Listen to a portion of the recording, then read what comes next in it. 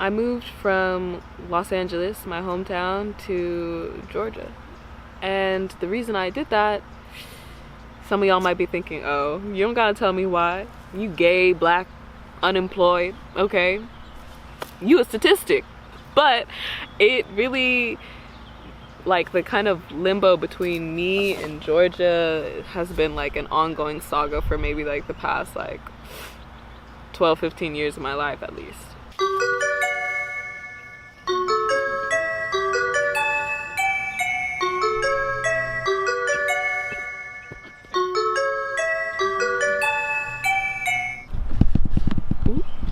How's it growing, kinfolk?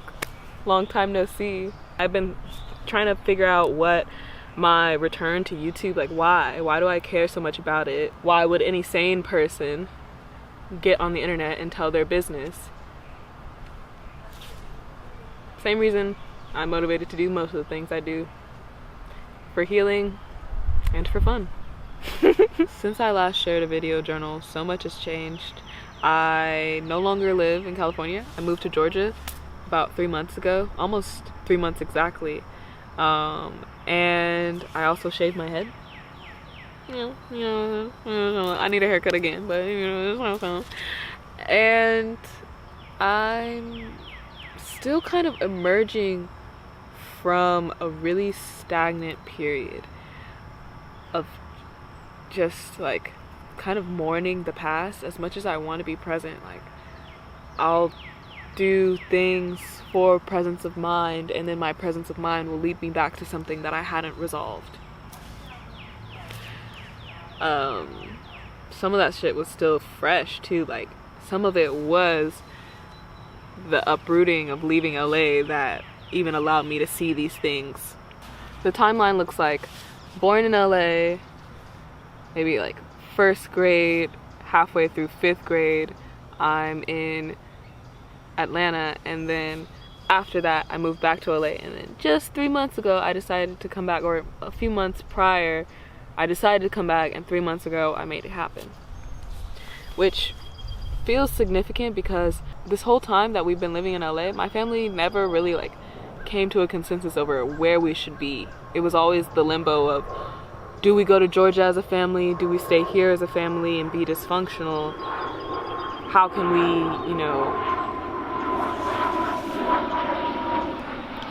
how can we make this work? Even when I was in high school, like I had made, I was making Facebook posts like, goodbye y'all, I'm moving out of state. Tomorrow's gonna be my last day at school. And then I don't go to any of my classes. I'm just like crying around campus, telling people bye, giving hugs all day. And then like right before school gets out, my mama gonna call me talking about, we're not gonna move. Do you know how embarrassing? Do you know how embarrassing that was? Oh my God. It was giving Ken Who Cried Wolf. Right after high school, I went to college. I thought I was gonna be a psych major. I was like, yeah, I wanna help mentally ill people. I'm mentally ill. I had dropped out of college and didn't even know what I was gonna do with my life, so I was staying on my mom's couch for a while, which definitely added to the dysfunction. And then also had periods of time when I tried to stay with my granny, but she's a 95-year-old Aquarius, so that didn't necessarily work out. Now I realize in my adult life, where I do have agency, where I do have a say over what happens to me, where I go, what I do, and how and why, that I was kind of enabling that cycle to continue. So making the decision to move to Georgia for myself, independent of whatever my family is going to do in their own timing, whatever else anybody else has planned, me moving to Georgia and making that choice for myself feels like reclaiming some of that power and really trying to find my place in this world. But I'm also grateful for however that cycle led me here, because without those experiences, maybe I wouldn't even know what matters to me, or what makes, at least in my opinion, a life worth living. I think I just got bit. With that being said, my grandmother's house is the most consistent home I've ever known. She's 95 years old. She's lived there since 1960 something in Leimert Park, which, if you don't know, that is a historically black neighborhood of Los Angeles that is currently being gentrified, like everything else. And even though she paid off her home once, she had to refinance it as collateral for something that, you know, I wasn't even alive then, and even if I was, I wouldn't have told her to do something different. She did what she had to do.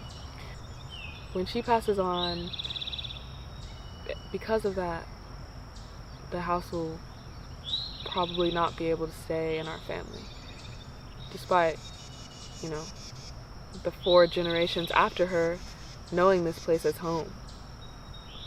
And the thought of that still sometimes eats at me, because my entire life I've known this place and felt like, okay, if nowhere else, I can go there. I remember at one point when my family was unhoused, there was too many of us to even ask that of her to stay there, but at one point I remember I was having like just a terrible day, just down terrible, and didn't have nowhere to go, didn't have no money, didn't have nothing to do, nobody to see. Just walked to my grandma's house and sat on her porch. I didn't even want to bother her to go inside, but still she saw me sitting there and came to check on me, told me to come inside, have some Cheez-Its and some Shasta Cola. If it were not for my Nana, my Papa, who's an elder I look to on the other side of the river now, R.I.P., and their little house, I wouldn't even know how much I love gardening. I wouldn't even know what it feels like to connect to the earth in that way. I started gardening a few years ago in her yard because my grandfather, he was the green thumb. He was the one who, as long as he was physically able before his passing, he would get out there for hours on end until the sun goes down, just getting his hands dirty, trying to make a solution to something using whatever he could scavenge. Just, I don't know. I wasn't old enough to really connect with him over a love of gardening that I can remember. But I know it runs through my veins. A lot of people say I get my green thumb from him, but I think the urge to connect with the earth precedes both of us. I think it's probably a longer lineage than we can recall. But that's how I got my start in gardening. I was looking at my grandmother's yard, kind of overgrown and unkept. She was no longer physically able, and her gardener also hasn't been around for a long time. He don't really be doing shit no more. He just comes and like blows some leaves around and is like, alright, I'll see you next week. And she likes that because she don't want to have to check for nobody. She just wants everybody to do what they're supposed to do, and she has the peace of mind knowing that. That used to piss me off because he would come through and mow down my seedlings. But whatever. But yeah, the good, the bad. I learned so much in her garden, so much about myself. It allowed me to connect with my grandfather in a way that I'm immeasurably grateful for. And now it informs the work that I want to do in the world. I want that feeling for everyone. Whether you live in a city or a rural town or, you know, just a southern state that happens to have way more greenery than they know what to do with. I want the structure of the spaces we inhabit to be harmonious between people and planet, and also exist in a way that continuously reminds us of that connection, so that kids in LA can grow up and pick fruit from the trees that line the street. I don't know why that makes me want to cry, but like that's a really deep well. Emotionally, it just is something that I'm like, wow. To me, that is the work that would describe a meaningful life. I want to be able to buy that house back. That's been a dream of mine for a long ass time. I ain't got shit. I got a pot to piss in right now. And that's only because I made this move, you know? Like, I had to remove myself from that comfortable, familiar environment because it became too painful to stay in what felt like stagnancy. Like I'd seen all that I thought I could see there at the time. I wasn't feeling like new opportunities were available to me. I had to push myself. I had to get the fuck on, truthfully. And it's not because I'm giving up on that, but it felt like it when I left. And the thought that I had this morning as I was looking at this painting that a friend of a friend had made for me years ago, and when I didn't have even my own room to hang it in, I held on to it. Now I have a space. I look at this painting every morning and I'm like, wow, I must have seen it 1,000 times, but today the words hit me different. And there's a part of it that says, keep taking time for you until you are you again. I have my journal here. I was writing about it. And it shook me that this feeling, this past couple months, the past couple months that I've been here, felt like I really had come undone. Like, there were moments when I didn't know why, I couldn't remember why I left, or I couldn't tell if leaving was for the better. Of course, time will tell, and I had this thought before, maybe, you know, I'm sure my angels had tried to tell me 1,000 times. They have told me. No, I think, I don't remember. But it hit me with such intense clarity this morning, and I was writing. I said that I've not been living for myself for a long time, to the point that when I moved away from home, I didn't even know who I was outside of the roles I play in other people's lives. And this made leaving especially painful because it felt like I was losing a part of myself by stepping away from the relationships that kept me there. All of my dreams were tied up in what I hoped to do or be for somebody else. I just took my earring off on accident. So leaving felt really shameful, and that's part of why I didn't say goodbyes in the ways that I would have hoped to. I wanted to do like so much and see so many people, but oh my God, the heartache. I didn't say bye to everybody. I didn't like get a proper hangout. I didn't, even when I was like having friends and loved ones reach out to be like, hey, let's get together before you go. Like, I almost left without saying goodbye to my family, and they had to pull up on me. When I get to feeling like I've failed, or there's something that I can but haven't done yet, on any scale, big or small, I have a habit of just building this wall around myself and not allowing myself to be seen, even by the people who love me most. They know I'm fucked up. They know I need healing, and they still want to see me, but I'm over here denying myself opportunities to be loved and to connect with people, as if the worthiness will come at the end of the process. I have to earn a deservedness for love. That's backwards. I say that even now, after I've been here for 3 months, almost in solitude. I have some family out here. I see them sometimes. I gotta do better at that. But I haven't like made any new friends or really put myself out there. And I think that's going to change. I know it's going to change over this next month, especially because the pace of life is gonna thrust me forward so that I won't even have time to overthink shit. I'm just going to have to live and go and figure it out and be the fool that I am. But really, what's worse than feeling like you're disappointing the people you love is the feeling of self-betrayal that was gripping me this whole time. I was betraying myself in the way that I was avoiding, yes, the people I love and these difficult circumstances that I really needed and need to confront. Some of that shit is in the past. If we ain't dealt with it by now, I don't know what to tell you.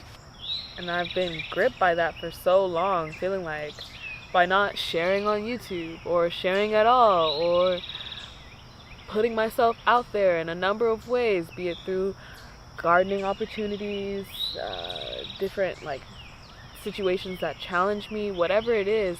I also have not dated for a long time, really. Like, yeah, I have not really dated for a long time. Like, I've not been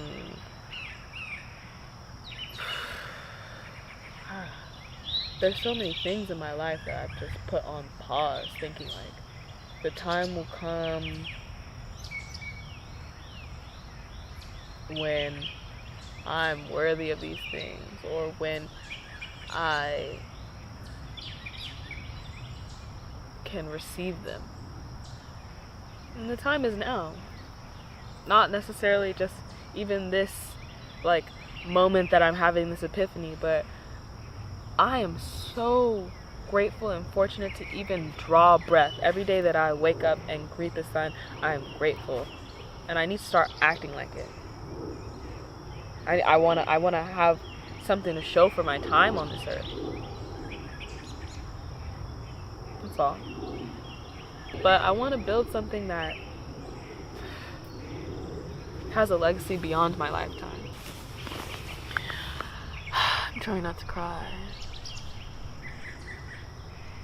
Thinking about what is my life's purpose. I'm figuring it out day by day. One thing that's definitely helped me as I become clear about what my purpose should be, or how I want to really focus my energy, is past life regression. I don't know if any of you have ever dabbled in that, but past life regression is basically like you can think of it like a guided meditation that helps you tap into memories from your previous lives. I don't know if you believe all that. You don't have to scrutinize like, is this a dream? Is this real? How do I know this is actually a past life? Like, you'll just walk yourself through that experience, or kind of float like out of your body, basically. I'll link the past life regression video that I've been using down below.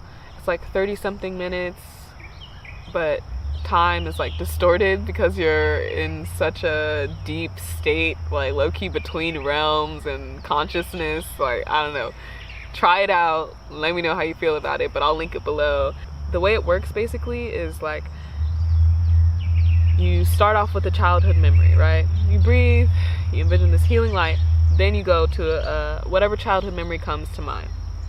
From the childhood memory, then he takes you back to the womb, right? So you're already in the womb. He's asking you questions like, why are you here? Like, why did you choose these people as your parents? Why did you come? What is your reason? Like, what do you feel? And just helping you question helping you question that, right? And then from the womb, I was about to smack that bug and he didn't even do nothing to me. He was just too close.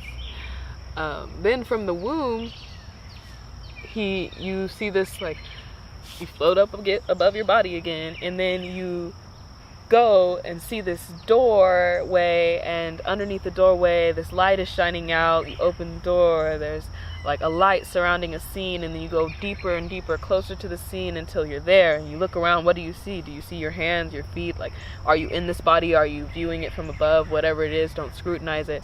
After you envision the scene, he has you look around a little bit, then he's like, okay, after you see whatever you see at first, what is he takes you to the most significant, like the most defining memory of that lifetime, and then he takes you to the last moment of that lifetime, basically. So he walks you through your childhood to literally in the womb, then healing light again. You're in this past life, memory, dream, however you want to think about it. Don't think too hard about it, because otherwise you'll like box your mind in. The first time that I did it, I saw, first of all, I was a man. I'm gonna let that lie. So I'm looking at my hands and feet, calloused. I'm standing on these like sandals. I have my rain boots on, my gardening boots.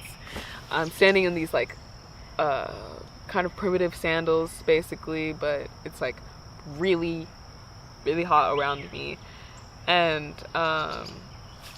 my mother approaches me. I can tell, even though she's pretty much covered in some sort of garb, I can tell she's my mother because of the way she looks at me, with like concern but also a nurturing gaze. Then okay, boom, it's my most significant memory of that lifetime.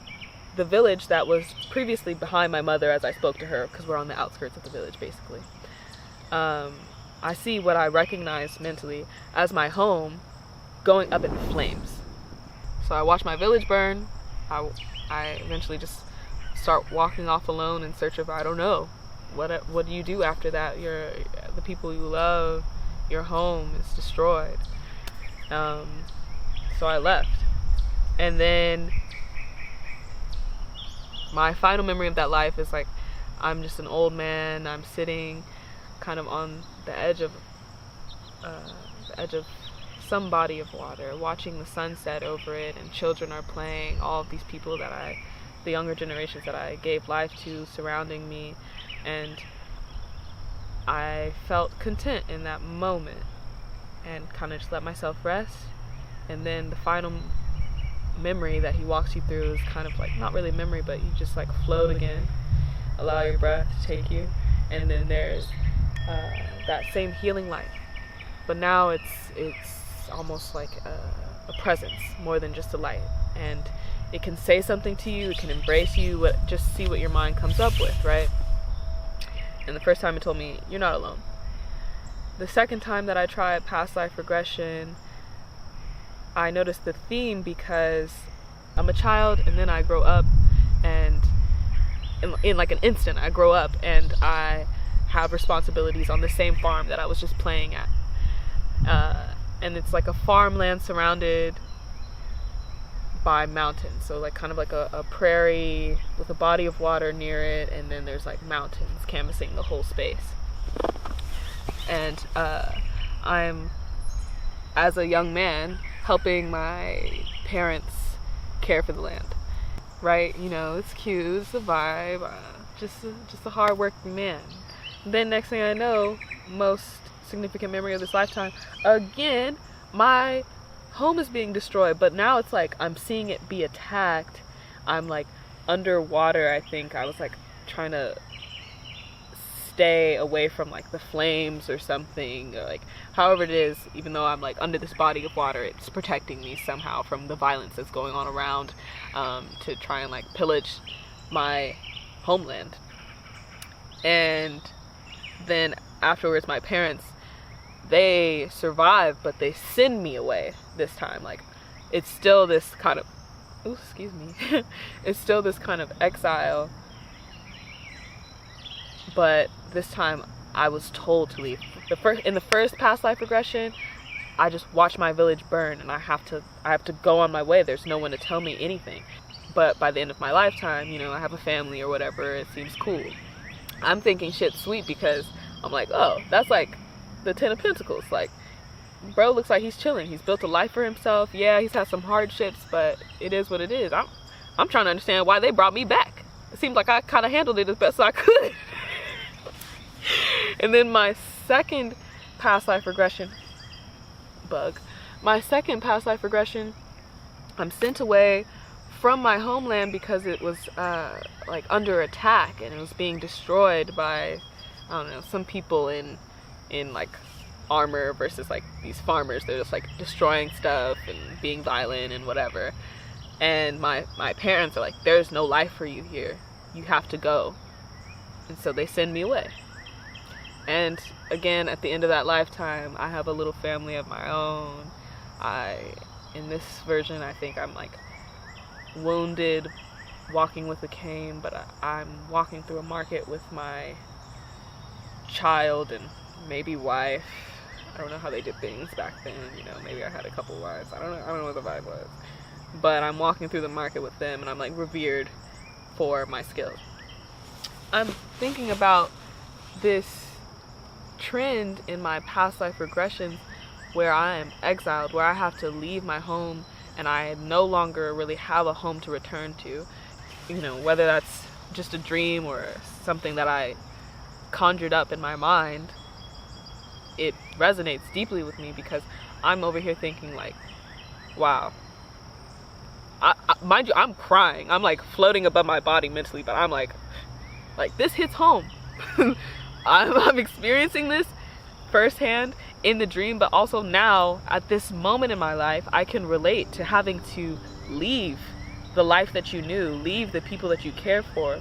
But what is different about my past lives and the opportunity I have now, I think, is that I have a home to return to. It's not necessarily a place, but people who love me, that I care for. Like, it is, I can still go back.